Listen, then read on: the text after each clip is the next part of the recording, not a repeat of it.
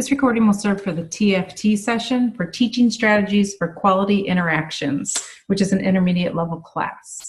The session is written to be a 2-hour face-to-face session.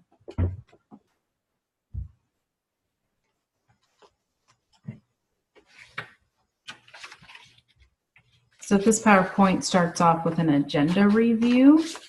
This just kind of goes through the cycle of what we're going to do throughout the session. You could either do a small icebreaker before this or after this, if you have time to do so. We do have one that will be in the file that is a word search that has the 10 specific teaching strategies we're going to talk about hidden in them, and they can get into groups and introduce themselves, have a little contest to see who can be the first to find all 10. We've also done it just as an activity to get people talking to each other when they do it individually, but we do find that we have a lot of discussions throughout this class, and so if you happen to be with a group that knows each other well and you don't need the icebreaker, it actually does tend to take up a little bit of time. So regardless of when you do the icebreaker, if you do it, we tell them just the cycle of what we're going to do today. Including a resource review where we're actually going to go through some specific teaching strategies we're going to learn about, and then we're going to do some video evaluations to see if we can identify these teaching strategies we just talked about. Then we get to kind of take a break from the videos and let them look at some specific language activities that can enhance their interactions. And then we return to the video evaluations, but in a group setting, so that they can, again, identify the teaching strategies, talk about ones they maybe could have seen utilized, and then try to use some of those specific words and open-ended conversation starters or question starters that we just did in the activity previously, so they can add those to what could have been used to make those videos better. And then last, they get into a small group role play session where they have a chance to actually utilize some of these strategies themselves, playing with real materials and getting feedback from somebody in the group. So just an overview of what's going to happen in the 2 hours for them. We do introduce some specific objectives for the course, including recognizing and identifying specific teaching strategies that can be utilized to improve specific interaction scenarios, creating an action plan to specifically increase one aspect of their own interactions with children, and demonstrate the ability to utilize specific quality teaching strategies when given common interaction scenarios and materials. And that's the role play we had referred to. So the first thing we need to do is give them that understanding of the content that the rest of the class is based on. So we have a handout review that talks about 10 specific teaching strategies. These 10 strategies are listed on the next 10 slides. We use the same exact layout as we do on the handout, so it's really up to the facilitator as to how they want to go through these. We've had some people do round robin style where participants will volunteer to read one strategy, and then the facilitator can give a few more brief examples or explanation of the strategy if needed, and or can ask for examples from participants. Or you can not use the handout at all and have them just watch the PowerPoint, whatever really works best for the group. So the next 10 slides just go through those specific strategies. So we have acknowledgement, and I'm not going to go through. There are some extra details in the training application if you wanted to use them, and or in the notes of the PowerPoint. But I know those of us who are taking this know these, so I'm not going to go through the whole entire content of the training. This isn't for hours, it's just for that TFT secondary approval. So the first one is acknowledgement. Second is encourage.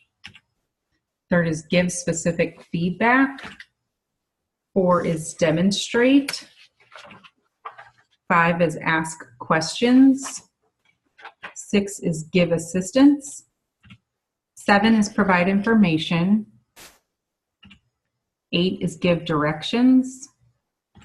9 is model. And 10 is create or add challenge. So after we go through those, we do want to give them a chance to be able to see if they can recognize these strategies if they're given a specific scenario. So I'm going to end the PowerPoint briefly so I can show you a worksheet that we give them, or a handout. Looks like this, and each section is just repeating itself. So for every video identification activity that we do and the scenarios that they're in for group role play at the end, these are the identification worksheets that we're going to refer to. And basically it just lists the 10 strategies that we've introduced with little, lines right before them so that they can check those off if those are things that they've seen either in the videos or in the group role plays that they're going to do.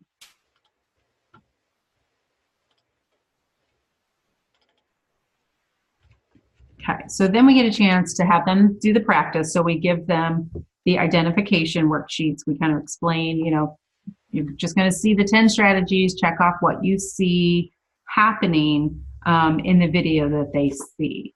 So the videos are in the PowerPoint.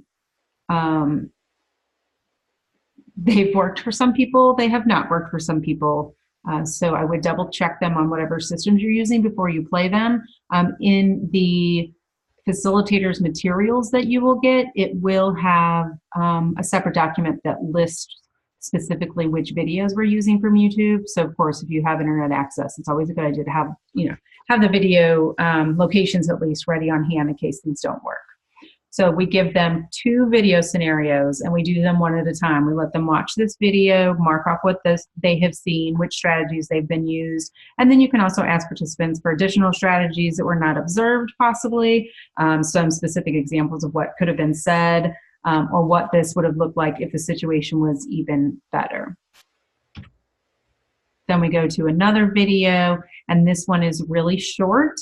And we do that on purpose. We don't necessarily point it out beforehand, but this goes to show after you have the discussion of how many strategies were technically used, it really helps convey the point that we know people don't always have a lot of time with individual children, and that's one of their struggles, and they're always wondering how to get more individual time with students, and we want to remind them that even if you only have a 30-second interaction, you can still utilize some of these strategies to get some good conversations and questions and insight going. So do the same thing with this video, and then you can discuss it afterwards. And then we let them know that while sometimes some of your specific language and interactions come naturally with children when we're playing for them, we also want to do some front study and be prepared with some additional vocabulary and questions that we can ask children when we're in conversations with them. We know, participants know, we talk a lot with early childhood educators about the fact they know to use descriptive language. They know they need to ask open-ended questions, but in the moment they struggle with coming up with them. So this is just kind of some time for them to kind of bulk up on their bank of words and questions that they can use in the future and get more comfortable coming up with them. So we do this kind of in a fun way, and we get them into groups. And we give them, I'm going to stop the PowerPoint again to show you what we share.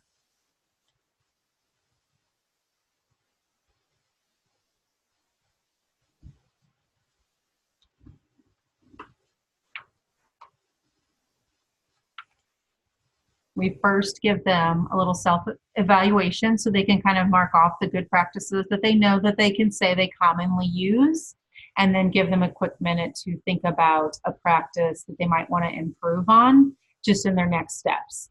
The chances are that some of this is going to be covered in the rest of the class, so it kind of gives them some concrete information to come back with them. The second little activity we do is an adjective and brainstorming activity. We used to give these out individually, then we started doing them in little small group contests, which work really well, especially if you have some candy or prizes to give away for the winning group, but if not, that's okay. The last couple times I've done this class, I've actually put these on cardstock and then in the sheet protectors and just made enough for one for each group, and I've had them use dry erase markers to do these activities, and then I can collect them and reuse them for each class. If you're with a group that you think really needs to take these home and actually think that they'll utilize these lists of things that they generated, you're more than welcome to make individual copies or group copies, or they can also take a picture of the group answers that you do if you use the sheet protectors. So basically it's 2 different contests. We give them about 2 minutes for each one. So the first one, the group is just trying to brainstorm as many adjectives as possible in 2 minutes.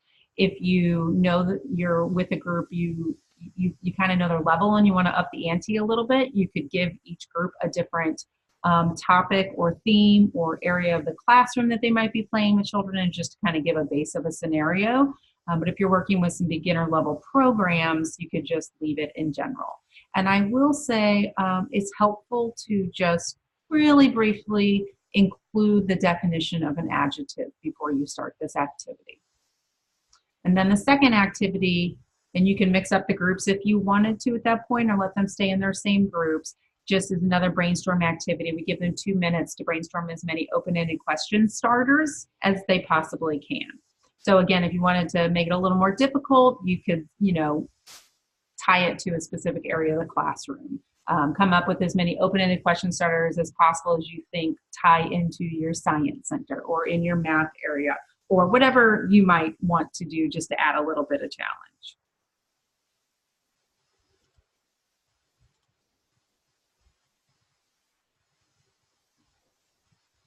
So once you go through those games, they've gotten a few more words under their belt, they've got their brains thinking about some specific questions, then we can go back to our videos. So this time we're going to let them stay in their groups, and they're going to actually watch the videos in a group. They are going to utilize their identification handout again on an individual basis while they watch the videos. So again, we're going to ask them to look at the strategies, check off what they've seen, but we also want to up the ante. And this time we're going to ask them to discuss, and they can note this as they're watching it, they're going to discuss this with their groups. Which ones didn't they see? How could those have been utilized? And they're going to actually chart those on chart paper as a group. And then finally, they're going to actually chart some additional specific adjectives and or open-ended questions that could have been utilized in the video scenario. And again, we're going to use 2 different videos to let them go through this activity twice.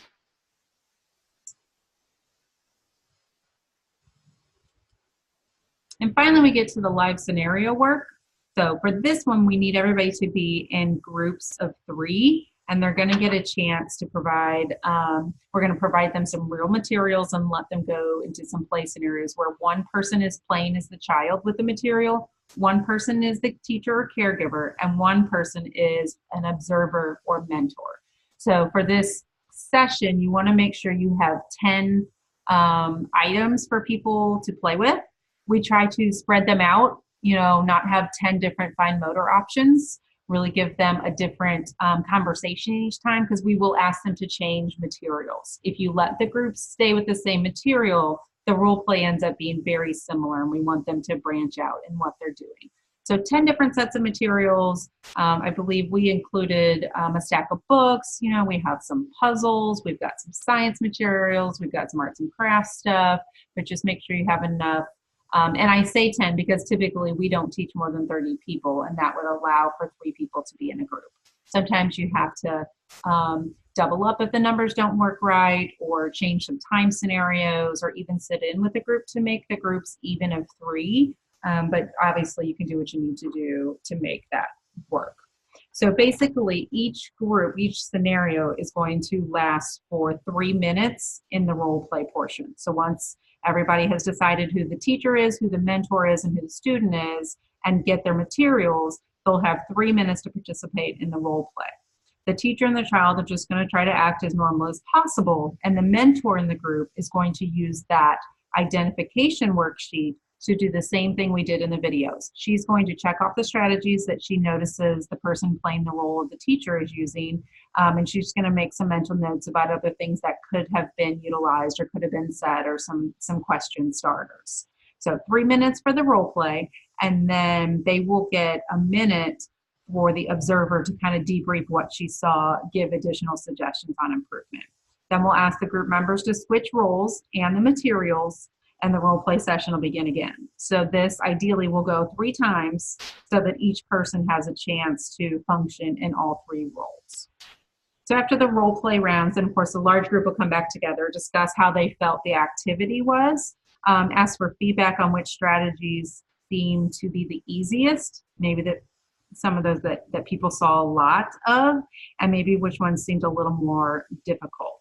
So the facilitator will hopefully reiterate the importance of practicing these, even possibly posting these in their classroom so that they can get comfortable with specifically choosing different ones in different situations, and just really becoming more familiar with them so they can occur more naturally and more frequently during their interactions.